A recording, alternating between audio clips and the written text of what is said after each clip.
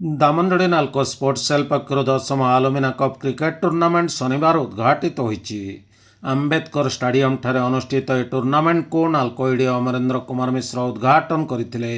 चलित वर्ष ए टूर्नामेंट रे 8टी टीम भाग नेउथिबा बेले प्रत्येक 2टी लेखाएं मैच अनुष्ठित हेबो बोली जणा पड़िछि।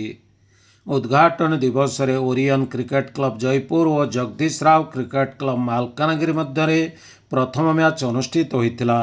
एथिरे जयपुर दल 2 विकेट रे विजय होइतिला।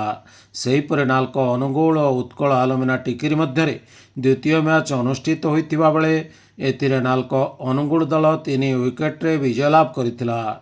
सुरेश माणिया, असित पट्टनायक, निर्मल राउत और तुषारकांत पंडा अंपायर, रश्मिरंजन पंडा और सुधांशु शेखर पाड़ी स्कोरर एवं सुशांत हिकिका धारा विवरणी प्रदान नाल्को स्पोर्ट्स सेल सदस्य माने टूर्नामेंट परिचालन करुछंती।